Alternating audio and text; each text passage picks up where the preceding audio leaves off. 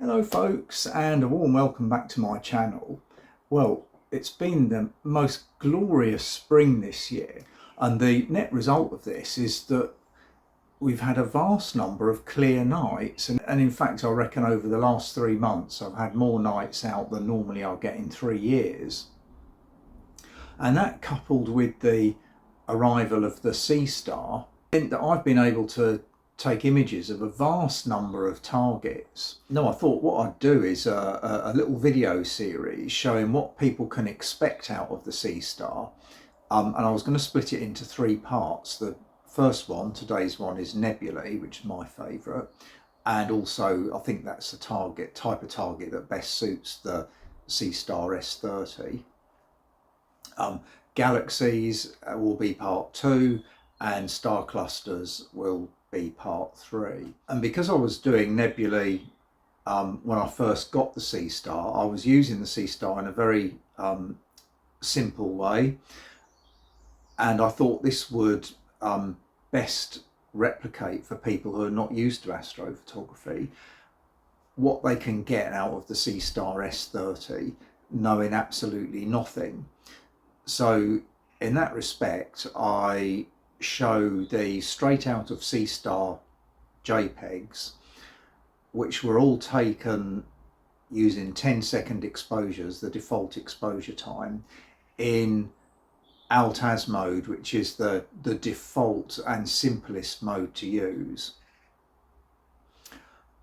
I then took those JPEG images and did a little bit of processing of them in Photoshop, and I show, after the out of Seestar image, what you get if you want to take those a little bit further and do some processing in Photoshop.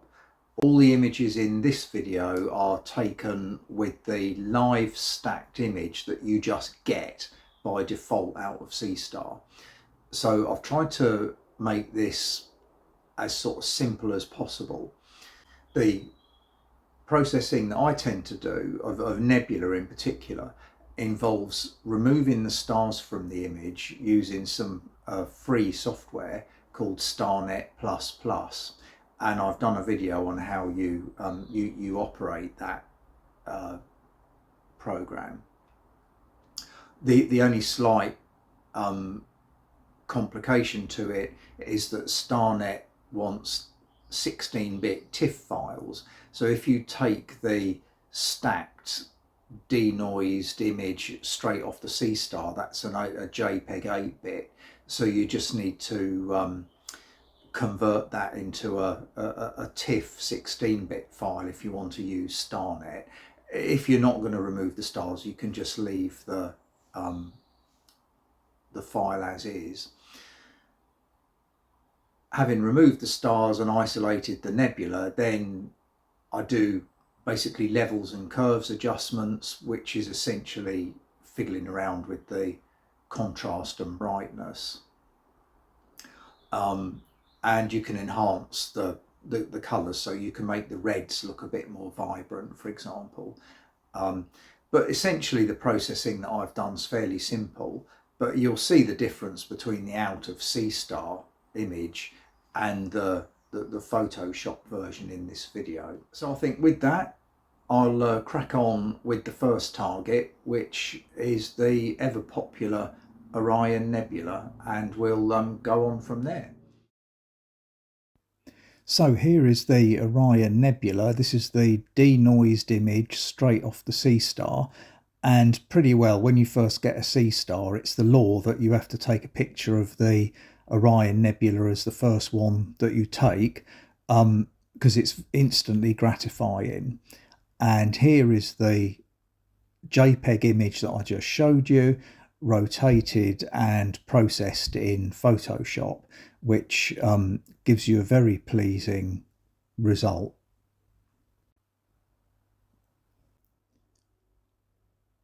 And next up is the famous Horsehead Nebula. Again, this is the denoised stacked JPEG out of the Seestar, and you can clearly see the horse's head in there, and you also get the Flame Nebula in as well with the Seestar S30. And once again, here is that JPEG image put into Photoshop. Colours have been enhanced a little bit, the backgrounds darken, and the stars are reduced to make them a less of a dominant part of the picture.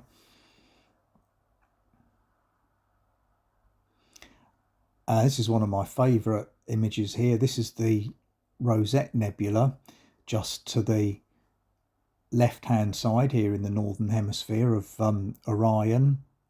Again, this is the denoised JPEG straight off the Seestar, and this is the result once you put the image through my sort of fairly basic processing in Photoshop. I've reduced the stars and tried to improve the contrast a little bit, and when I was processing it, what I actually do is I remove the stars from the image and then process the nebula, and I quite like the starless version of the Rosette Nebula, but then you put the stars back in. This is a much smaller target, less ideal for the S30. It's the Crab Nebula.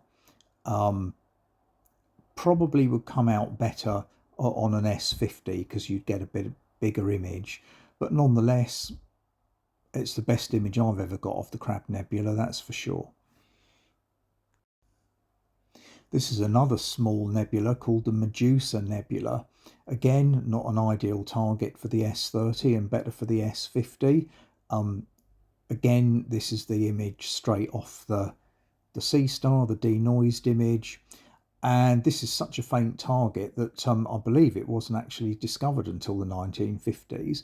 But here's the processed image, and I think it looks quite nice, and looks like there's a little star cluster in the bottom right hand side.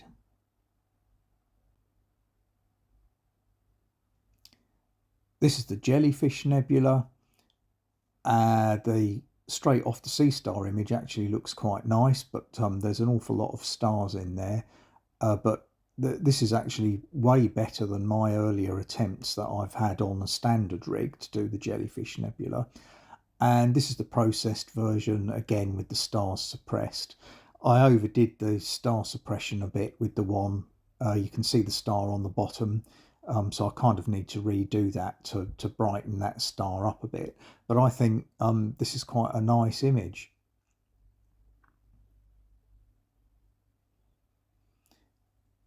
Now we're on to a reflection nebula.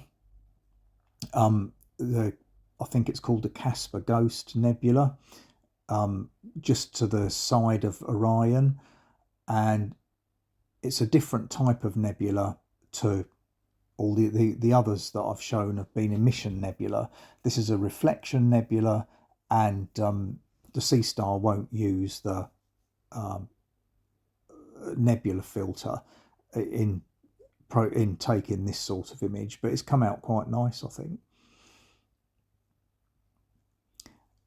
And this is the Cone Nebula and Christmas tree cluster. First time I've ever actually taken this. I've never been particularly successful with any earlier attempts, but the Seestar did a really good job on it.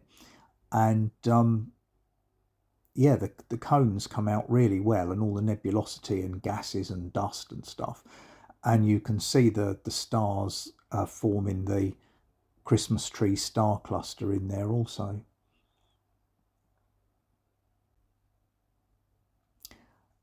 This is the Flaming Star Nebula. Again, this is the denoised JPEG straight off the Seestar with no real editing done on it whatsoever. And it looks quite nice as it is.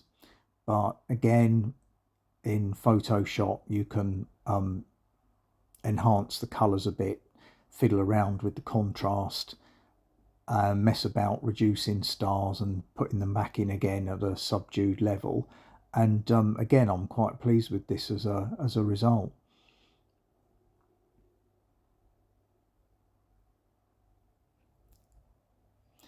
Now we've got the Tadpole Nebula, which I've tried several times in the past and never been particularly successful in actually getting the tadpoles themselves.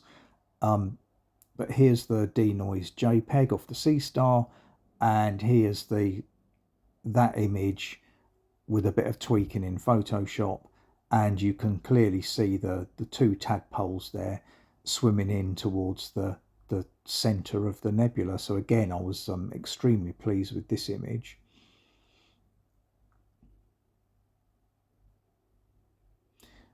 Now we've got the Heart Nebula, and not a lot of integration time on this, about a quarter of an hour. This is the straight off the Seestar JPEG, and you can clearly see the heart there and the star cluster in the middle of it. And I just enhanced it a little bit to bring out the nebula a bit, and bring out particularly the heart of the Heart Nebula, the central bit along with the star cluster there. This is probably the best picture of the Heart Nebula that I've ever managed to take. And this is the Soul Nebula, which sits right next to the Heart Nebula. And this has always been a complete disaster for me. So this JPEG straight off the Seestar is way better than anything I've ever done before. But when you process it, I was really chuffed with this as an image. So yeah, the Seestar, you can see, is like really, really good at doing nebulae.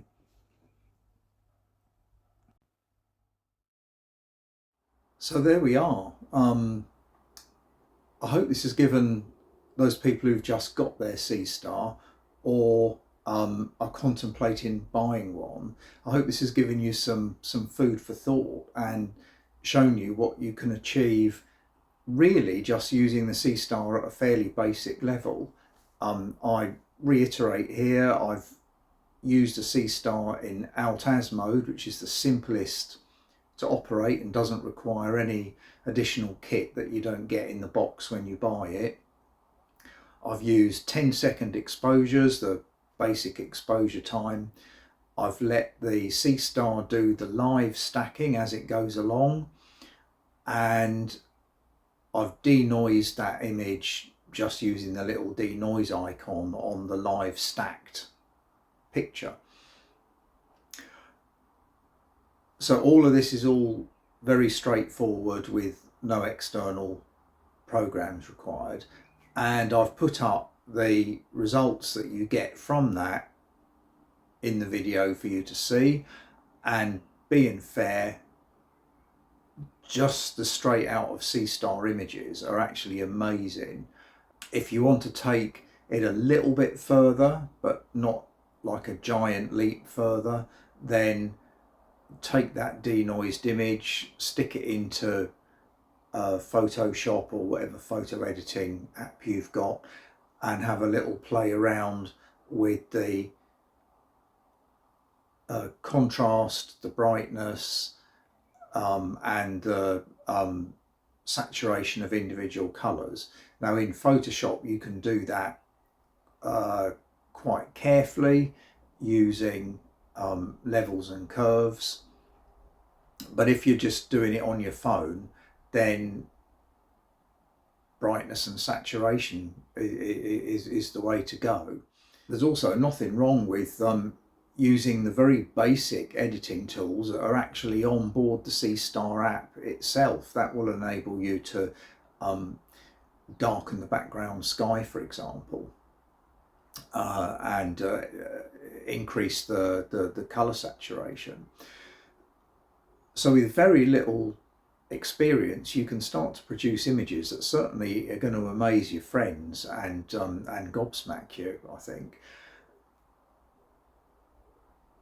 The choice of target influences how good the results are going to be. I think the Seestar S30 is ideally suited to nebulae, particularly the larger nebulae. So if you're new to astrophotography, again, I would pick some nebulae if it's the right time of year and you can see them.